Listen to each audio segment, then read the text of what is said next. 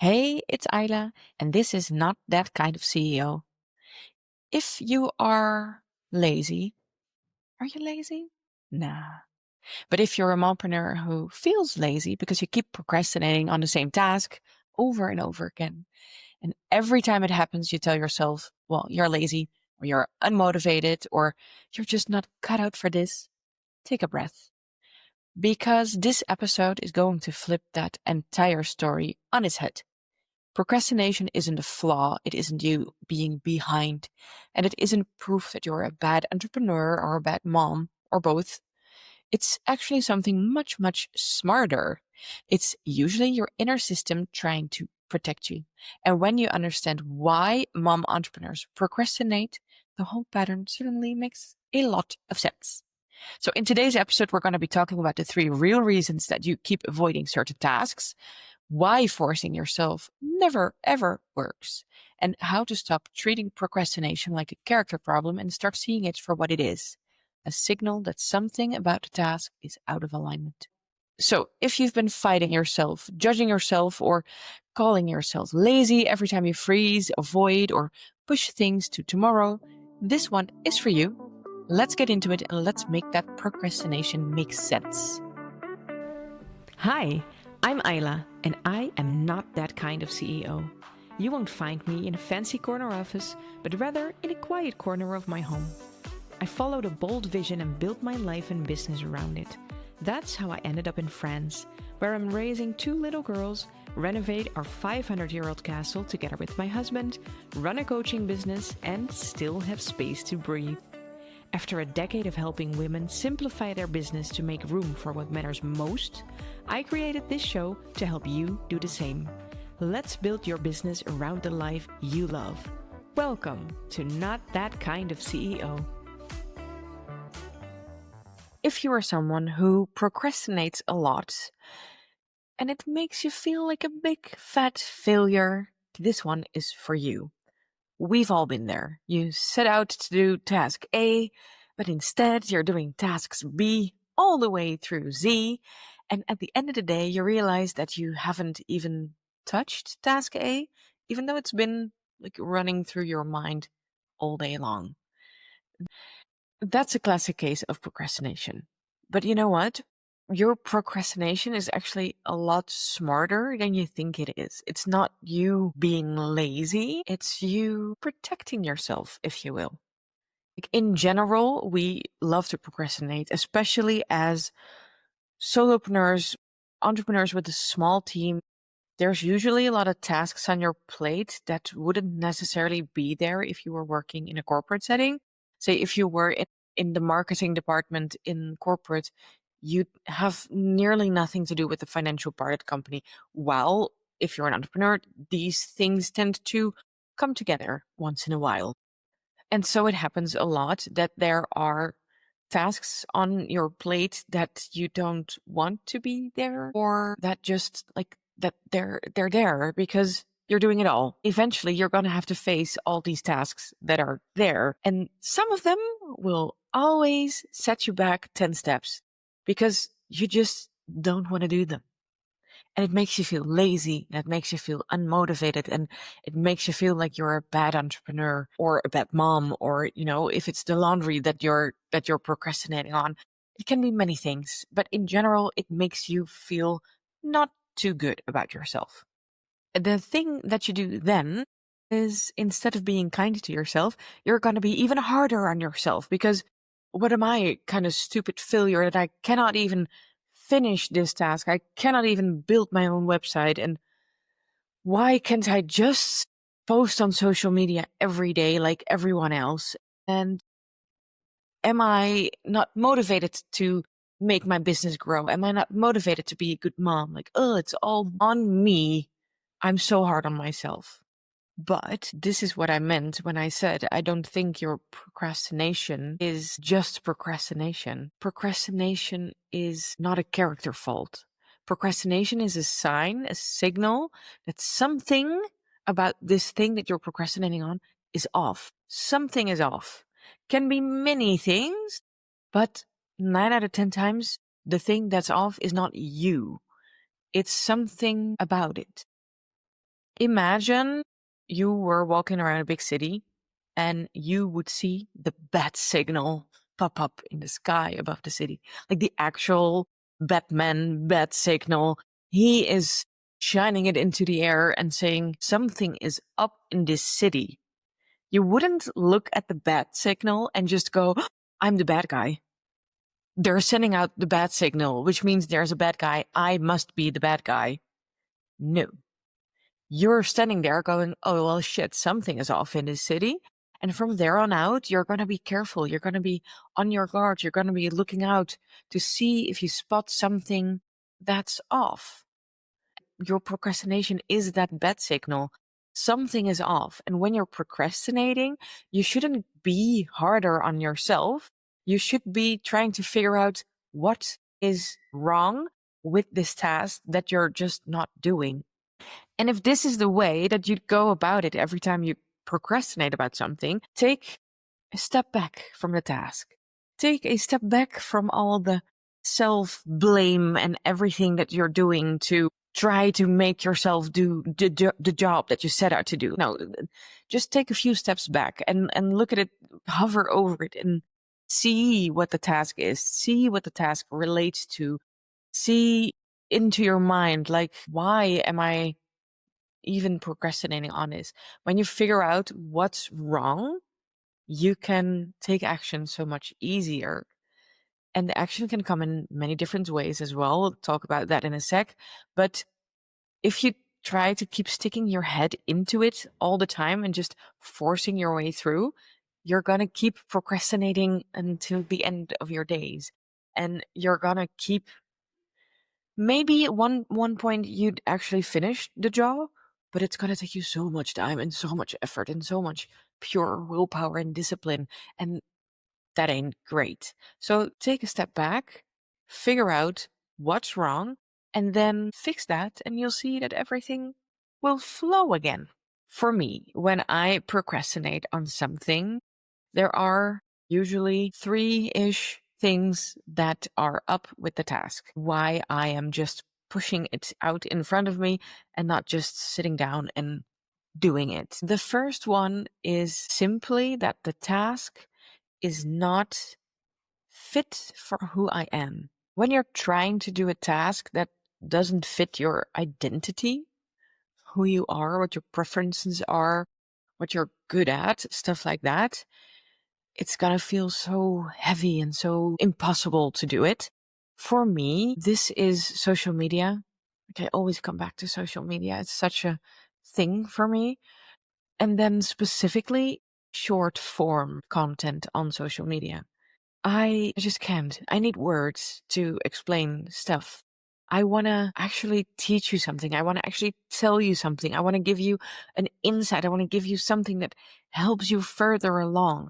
And apparently, I need lengthy words to do that. And when I set out to create content for Instagram, for example, I just block completely because I want to make each post valuable and teach you something and give you something. And then I need to condense that into a 1 sentence hook to grab your attention. And then the caption should start with a hook as well. And then you only have so much. And then you need like a stupid B-roll to put the text over. And I just want to make talking head reels. But then I need to condense my message into short form talking head reels. Like, you can see it in my body and hear it in my voice. I feel very contained by this container of making short form content. And so when I set out to actually sit down and make the content, I feel like I'm running up a mountain, like every time I have to do it. And if the task you're procrastinating on is something like that for you, it's no wonder you're procrastinating, because no person can keep running up a mountain every day, especially if it's something that you need to do every day. Like, how would you expect that of someone else? Would you expect that of your kids to set out to do something every day that they're just like, oh, mom, I can't do this? No, you probably wouldn't. And here you are trying to push yourself through on something that you think that you need to do. If the task that you're procrastinating on is not matching who you are, yeah, of course you're going to procrastinate on it. But first, you need to realize that that's the reason that you're actually putting it off. In no uncertain terms, you're just keep putting it off. So if there's this recurring task for you that keeps coming back to you, in my past as a VA, this has always, like for so many entrepreneurs, this has been a financial administration. You just want to be out there and help your clients and get results, make stuff. And then there is the tax people of your country that just going, yeah, but every quarter we need your numbers and we need all your invoices and stuff like that. Can you just give that to us? And you're just sitting there going, I really don't want to do this. I want to be out there helping people. And so you procrastinate on it. And that doesn't mean that you are bad at administration, that you're a bad entrepreneur. It just means that the task at hand doesn't fit your identity, and that's why you keep putting it off. There is something else that happens a lot when procrastination isn't the worst thing that could happen. When you're using procrastination as a protection for yourself, this will keep on happening until you have fixed the other part of it. So say that you are afraid of failure, which like a lot of us are afraid of failure, afraid of judgment, but the judgment comes from something that fails, or it's always something in that area where you're just going, oh, I really hope that no one from my hometown sees this reel that only has 4 views. And you know what, the next time I might just not even touch social media because I'm just really not comfortable with being that visible as a failure. You're labeling yourself as a failure. And feeling like that is actually worse than feeling like a procrastinator, feeling like someone who is always putting things off. That's not the worst case scenario for you. The worst case scenario is actually the second step that comes from finishing the job that you're procrastinating on. So if this is something like, if you're hearing this and you're just going, something tingles here, this might be me, try to figure out what the result is from the task that you don't want to do. What's the result that's going to happen if you are doing your taxes, for example? Let's grab them again. Maybe you are aware of the fact that you haven't created a separate account for like your VAT that you need to pay to your taxes. And so you know that when you actually do them, you will get a big invoice from your tax that you need to pay. You don't have that money and you don't want to be broke. Feeling broke is worse than feeling like a procrastinator. There's the example that I just gave you about social media. And like, you just don't want to be seen as a failure. You don't want to get criticized. Like, if you never actually publish something, you can't get criticized on it either. That's a good thing. So you keep on procrastinating. So try to figure out what the worst result is than being a procrastinator. And suddenly you could get some clarity on why it's this task that you're always pushing out in front of you. There's a third thing here that can happen as well. And that is, it's unclear to you how this task that you're procrastinating on fits into your wanted future, into your vision. Imagine that you want to sell an online course. This is like, you're an animal trainer and you want to not only do one-on-one coaching with people and their dogs, but you also now want to create an online course. You're ready to get your clients, you're ready to help them solve the problem of their dog peeing inside the house. And you're ready to do this because this is what you want to do. You, of course, you need a website, you need a funnel, you need a spot where people can put their name on the list to get your online course. You need a checkout page. Couldn't find the word there. You need a checkout page so people can pay you for your online course. These are all things that you need in order to serve the people that you want to serve. However, the tasks that you're doing are now building a website, creating a funnel, setting up a checkout page, all this technical stuff. And then there you sit behind your computer feeling super frustrated. And then, of course, the tech is not teching because the tech is never teching when you want it to tech.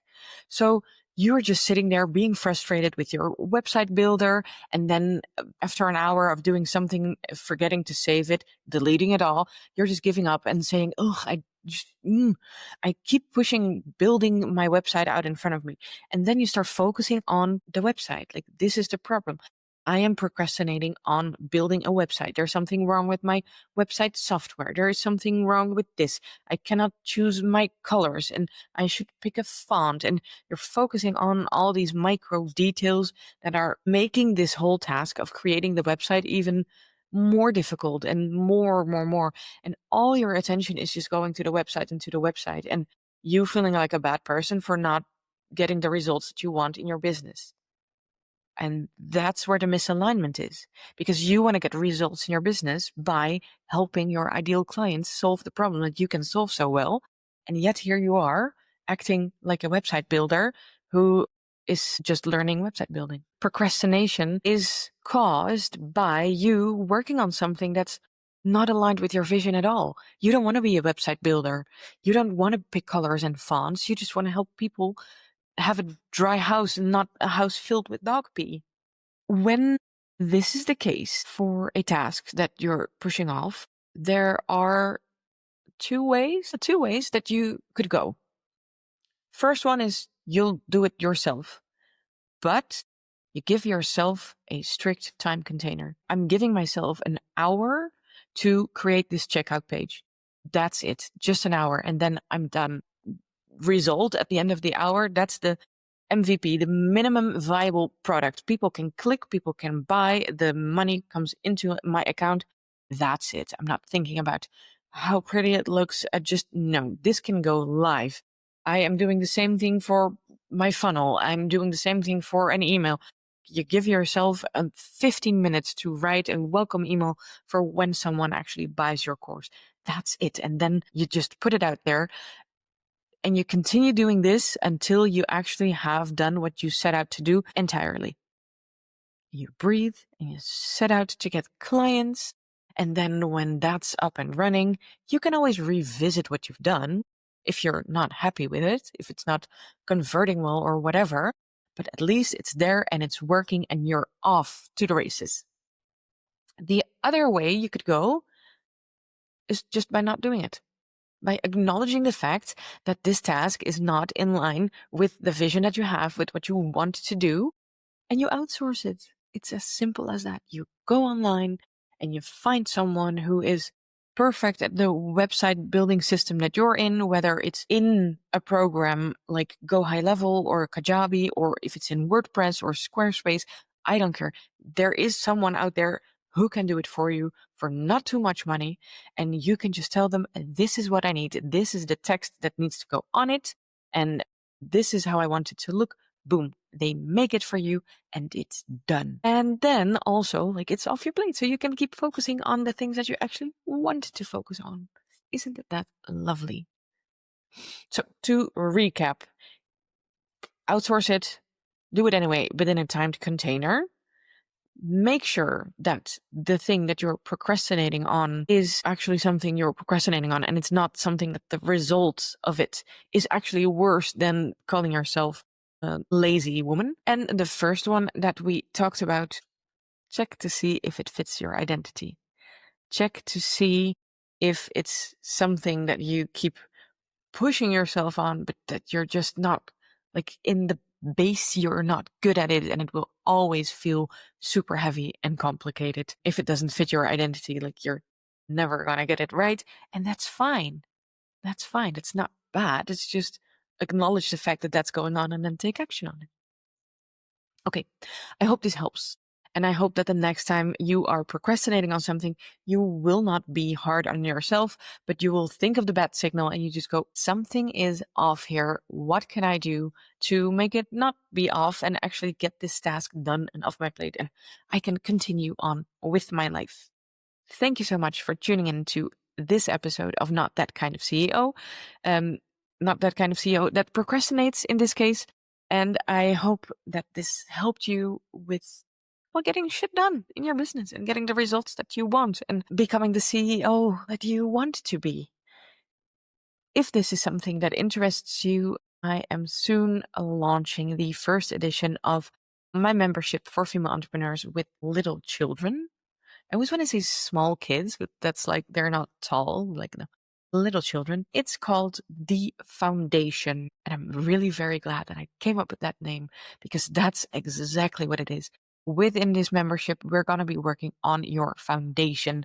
Because if you keep looking at all things external to solve the problems of feeling overwhelmed, feeling out of balance, feeling guilty to spend time with your family while you want to work, and the other way around, if you always keep looking externally, you're never actually going to solve the problem. And within the foundation, that's exactly what we're going to flip. We're going to look inwards and see what we can improve.